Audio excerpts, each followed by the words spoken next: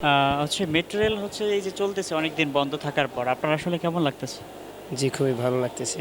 কেননা রাস্তাঘাটে খুব যানজট তো এজন্য এখানে সময় কম লাগে। খুব ভালোই লাগে আরকি। বাসে বসে থাকতে অনেক কষ্ট হয়। আগে সরকার বলছিল ৳৫০০ কোটি লাগবে এটা মেরামত করতে, মানে সচল করতে। আসলে এখন লাগছে স্বল্প কিছু টাকা, কয়েক কোটি টাকা লাগছে।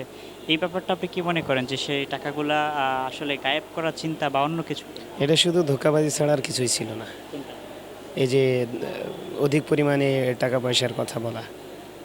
এটা শুধুমাত্র টাকা-পয়সা আত্মসাৎ করা ছাড়া আর কিছুই ছিল না। ডক্টর ইউনূস এটা সচল করেছে। মাত্র ১৭ দিনে চলার উপযুক্ত করেছে। সাবেক প্রধানমন্ত্রী বলছেন এটা চলার উপযুক্ত করতে ১ বছর সময় লাগবে। এই যে মাত্র ১৭ দিনে একটা কাজ ১ বছরের কাজ করে দেখানোটা, এটাকে আপনি কি হিসাবে কেমনভাবে দেখছেন? জি, এটা উনি খুব ভালো কাজ করেছেন। আমার পক্ষ থেকে উনাকে স্বাগতম। তো উনাকে এরকম বিভিন্ন কাজের জন্য আমি আরও সফলতা কামনা করি। আচ্ছা, আপনি কি চান বাংলাদেশটা কিভাবে থাকুক? কেমন চাচ্ছেন? বাংলাদেশটা সবসময় শান্তির সাথে সবাই থাকতে পারুক এটাই আমি চাই।